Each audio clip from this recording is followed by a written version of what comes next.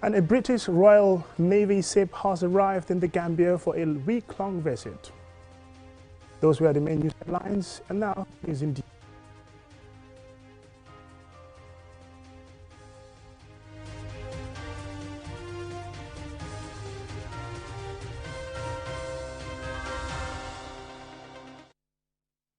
Welcome and thank you if you're just joining us. This is the midday news on QTV. After his re-election, President-elect Adama Barrow has reaffirmed his commitment to uniting the Gambia and positions infrastructural development at the top of his agenda for developing the country. The President-elect also revealed ongoing negotiations with investors to bridge Banjul-Barra crossing points. Mudulamin Choi was there and has the details. Following his victory in the December 4th presidential election, President-elect Adama Barrow faces the press for the first time at the State House and fielded questions that allowed him to highlight his development objectives for the Gambia during his second mandate. He says his first task is to unite people divided after an election. He promises to be a president for everyone. As ever, President-elect Adama Barrow puts infrastructure development at the forefront of his policy for developing the Gambia, and he takes the opportunity to stress this in his maiden press conference. You cannot develop education without the infrastructure. If you want to industrialize the agricultural sector, you cannot without the infrastructure. Communication, road network, infrastructure. You cannot expand electricity without infrastructure. So all development is linked to infrastructure. So my focus and direction is to develop this country, to develop the infrastructure, to make sure the infrastructural development, we continue with it. During his first time in office, the head of state says that his development record is beyond expectation, which earned him the citizens' trust for his re-election for a second term. President-elect Barrow reveals his government's ongoing negotiation with investors to bridge the Banjul-Barra crossing points. And this negotiation, most of the time, what you see outside and what is inside sometimes is different. And we are serving the interests of this country, the national interest, supreme interest of this country. That's why we are negotiating, and these are highly technical, because we are looking at a cost between 700 million to 1 billion. It will be the biggest project in the history of this country. But we are very optimistic. As we are negotiating with other companies, we think we will build the bridge.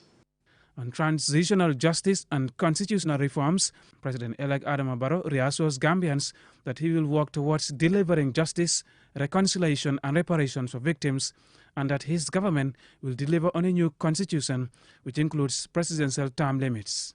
President-elect Barrow's approach to addressing the cost of living for Gambians is to invest in and industrialize agriculture for the country's self-sustenance in food consumption. Realize our agricultural sector.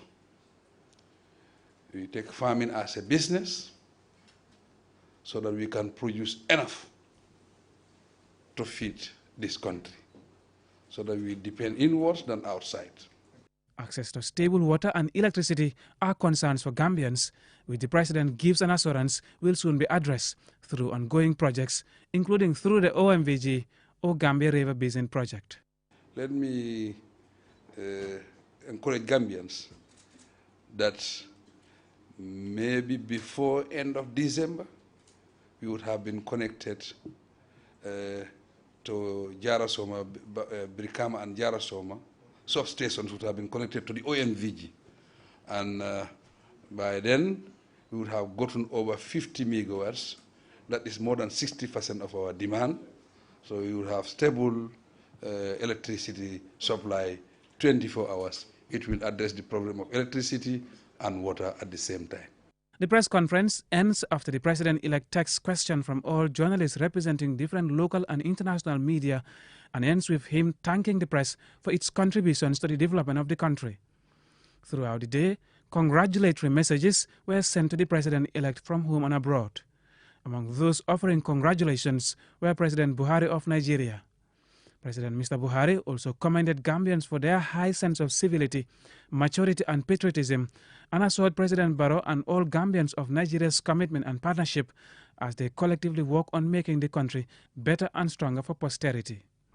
Also offering congratulations was PDOIS, party of defeated candidate Halifa Sallah, and Bibi Dabo, leader of political party Gambia for All. Mahmoud Lamin Choi, QTV News. The Secretary General of the People's Democratic Organization for Independence and Socialism, PDOIS, Halifa Sallah, has told journalists that his party have no evidence from their party representatives that there were illegalities during the voting, thus cannot question the election results. Honorable Sallah also announced he will no longer run for public office but will offer his support and advice if contacted. Babu Karsi has the rest of that story. The Doi party leader was addressing the press regarding the announcement of the just concluded presidential results, in which he was a presidential candidate. Sallah was one of the two aspirants to take part in a televised debate ahead of the election. Some political parties have questioned the authenticity of the Saturday polls, but according to Honorable Sallah, after a thorough consultation, his party has no evidence to say otherwise. Any registered political party which has participated in the presidential elections or an independent candidate who has participated in such an election may apply to the Supreme Court to determine the validity of the election of the president by filing a petition within 10 days of the declaration of the result of the election. I wish to note that we have consulted our polling agents and we do not have any substantial evidence that we can present before the Supreme Court to challenge the validity of the presidential election. On his political career and the future of Doi, this is what Sallah has to say. It's my duty to serve my country in any capacity at any time. I have done so based on the demands of times and circumstances. I've emphasized that 2016 was a turning point. For me, that was the opportunity we had to put an end to self-perpetuating rule and build the architecture of a state where all of us will be proud to be called our homeland. So to me, we have not achieved that. That's why the 2021 elections became an instrument for me to demonstrate precisely what we wanted to demonstrate in 2016. That is, a government that will not go beyond 5 years, whose fundamental objective would be to build the type of state that all of us will be proud to call our homeland. I said that for me, even if I don't win an election, I must still give that example that, well, we must call it a day in terms of representation. But that does not mean that I will hate my country and people. It means the continuity of that love of country and people will compel me to work with anybody to continue the agenda of ensuring that the people take charge of their destiny and take ownership of their homeland. Now you must live with your decision. We have a nation to build and a destiny to claim. Each of us must sit down and ask ourselves the question, who is the loser? Who is the winner? Halifa Babakar Sallah co-founded Doi in 1986 and will be remembered as one of the most respected and revered political figures in the history of the Gambia. Babu Karsi, QTV News. Following the December 4th presidential elections in the Gambia, which re-elected the incumbent President Adama Barrow to serve for another term, Fatou C. Sanyang went out to ask people what their expectations are, having given him a mandate to continue. The importance of elections cannot be overemphasized. Presidential elections are the democratic process of electing presidents to run the affairs of the state, and in every country, successful elections bring increased expectations. From the overwhelming nature of his victory, it is clear Gambia have shown they are satisfied with the manifesto and the projects of the incumbent. Safi Sarr, a businesswoman, pinpoints the areas he believes should be improved. Transparent na. At least the election was indeed peaceful and transparent. I want the president to reduce the prices of commodities. Both rice and sugar are expensive. Please investigate that sector. Veronica Ndumejata, a school secretary, says government should try and control the price inflation in the country. Country have decided to give him second chance. I believe he should look at the feeding aspect. Like, things are so expensive nowadays, and the way prices fluctuate, you know. I would like the president to consider improving on the health sector, which is the most important sector, but it is lacking, and to also improve the tourism sector. Hadi Sanyang, who works in the tourism sector, says the government should try and improve in two of the major sectors, namely the health and the tourism sector. Samba Sise, Save the Garage at Manjai Westfield, advises the re-elected president simply to fulfill his campaign promises.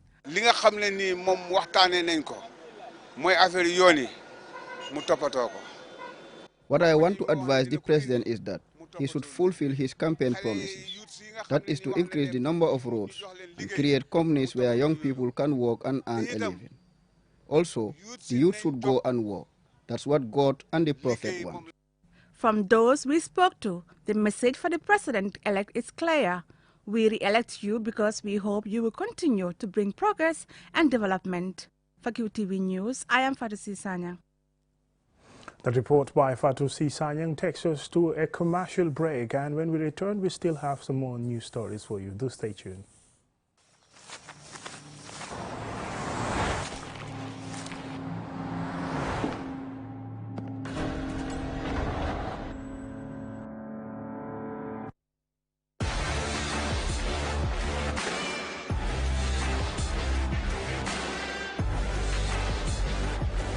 Begin your SUV life. S-Pass Motors, the new authorized dealer for Kia. Visit us today or call us on 3522 222 353 2222.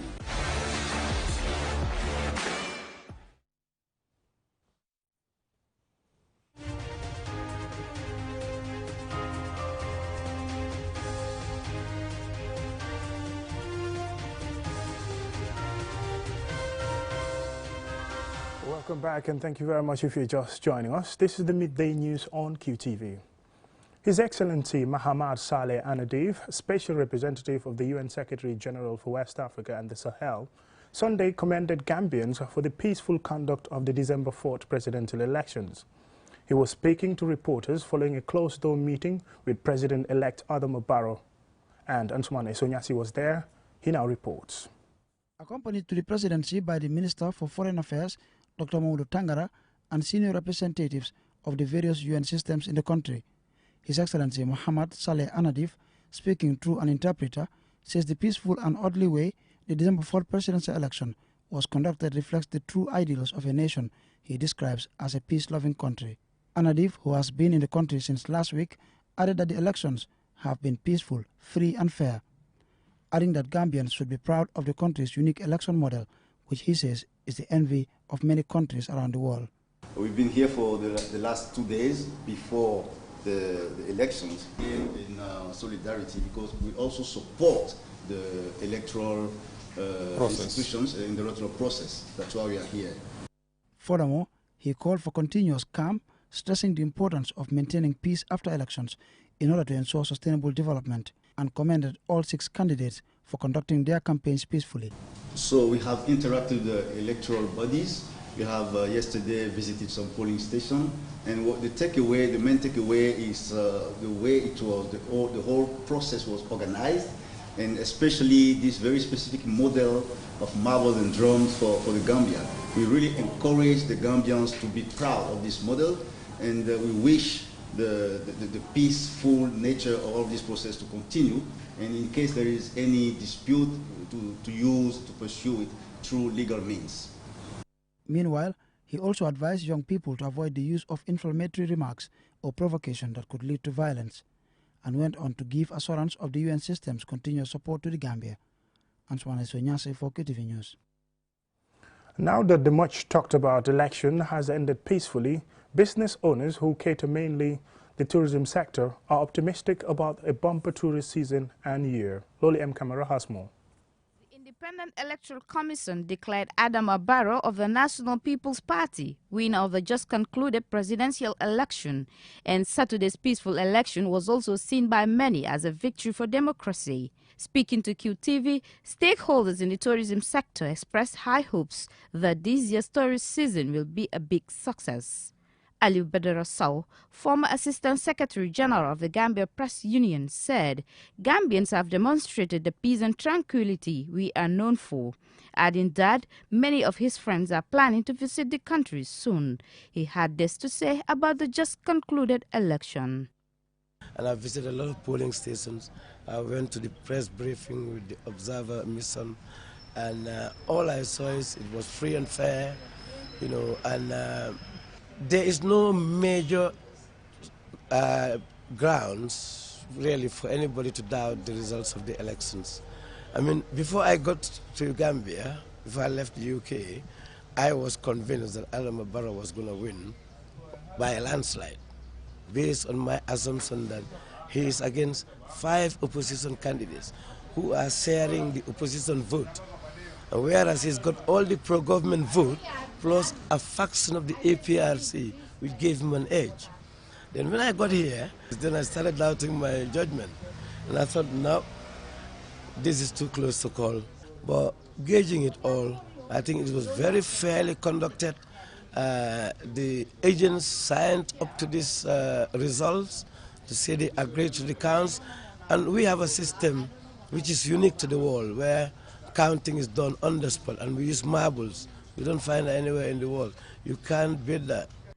Malik Al-Hajilum, a businessman, and Danis Yuri, manager at the Indian Mango restaurant, respectively, both stated that this year's tourism season already looks promising, citing the outcome of the election. Wow, election. We are hopeful that this year tourists will come. Our fear was the election, but now that it has concluded peacefully, tourists will really come. 2 weeks before the election, many tourists left the country, and as we speak, many have arrived. Mikhail Enbit, visiting tourists, shares their experience with regards to the election in the Gambia. My experience is good. It's no problem in the streets or other sites. I was very surprised because I know many African countries, because I love Africa. And here the election was very friendly. No troubles around, no demonstrations, nothing, very friendly. All happens very friendly. It's good. I'm convinced about Gambia. For Joris and Son arrived in the country on the day of the election. According to them, the experience was exciting as they saw huge crowds celebrating in the streets peacefully, which they enjoy on their way to the hotel. As business gets back on track, restaurant and shop owners are confident that this year's tourist season will work better for them and believe having a peaceful election will help towards that. For QTV News, Lolly M. Kamara. Well, now to a story that is completely away from the elections. A British Royal Navy ship, HMS Trent, has arrived in the Gambia for a week-long visit and partnership between the British and the Gambia Army. This is the first visit of a British military ship since 2009. Babukar Shi has the rest of that story. The relationship between the two countries continues to grow from strength to strength, and one area that continues to enjoy a smooth relationship is the military sector. Already, there is a group of soldiers from the British Army in the country, training the Quick Reaction Force 1. The ship will be here for a week and will engage in different activities with the Gambian Navy in a move described by the British High Commissioner to the Gambia, David Belgrove, as a partnership that will benefit both sides. Royal Navy ship HMS Trent, which is here to strengthen the ties between the British military and the Gambian Armed Forces and the Gambian Navy. This is the first time we've had a Royal Navy ship here since 2009, so for 12 years. And this is a sign of our ongoing and growing partnership between the two countries and that enduring friendship between our two countries. So this is part of a continuing partnership, and so what the ship will be doing, and the Marines on the ship and the Navy crew on the ship, they'll be working and jointly exercising and training with the Gambian Armed Forces as a sign of our continuing cooperation between the two countries and working together for international peace and security, which is in all our interests. Commodore Madani Senghor welcomes the coming of the British ship and says the British soldiers continues to render support to our men and women in uniform. It's very significant. It shows the partnership and friendship between the Royal Navy and the Gambian Armed Forces, and the Gambian Navy in particular. And also it serves as an indication of consolidating the aspirations of the political leaderships to consolidate the bilateral partnership and cooperation in our common maritime challenges. And also it deters adversaries and also the bad guys that are in the maritime domain. We have challenges in our maritime domain in the areas of illegal, unreported and unregulated fisheries, piracy, narcotic drug trafficking, and so on. So if our adversaries see that we have partnerships, strong partnership, it helps. And as you are aware, there's a lot of activities also happening off the coast of Senegal, off the coast of the Gambia, currently in the Gulf of Guinea. And there are also challenges facing that. So with such partnerships and joint training and the exchange of ideas and familiarization of each other's capacities and capabilities will go a long way in enhancing our maritime safety and security. I further engage Commodore Senghor on the availability of equipment as the soldiers continue to train but have limited resources to execute their functions. Yes, government is doing all it could, and with the advent of this new mandate of His Excellency, perhaps they will have more powers in order to be able to procure the required resources. But we are doing what we can with what we have for now. The British Royal Navy ship HMS Trent and board members will engage personnel of the Gambian Army on different training exercises and exchanges while in the country. Babukar Si, QTV News. Just before we go, here is a look at our main news headlines. President Barrow has given his first press conference since his re-election to a collection of national and international media. Veteran politician Halifa Saleh has called time on his representative political career. The Secretary General of the PDOIS made this statement following his unsuccessful bid for the presidency in the just concluded election. In the first of a series of reports, we asked some voters in Kanifing municipality what they have at the top of their wish list for the president-elect. A special representative of the UN's Secretary General for West Africa and the Sahel has commended Gambians for the peaceful conduct of the December 4th presidential elections. How will the conducting of a peaceful election help the tourism sector? We went to find out. And a British Royal Navy ship has arrived in the Gambia for a week-long visit. Well, that's it for the Midday News. Thank you very much for watching. Join us again at night for the QTV News.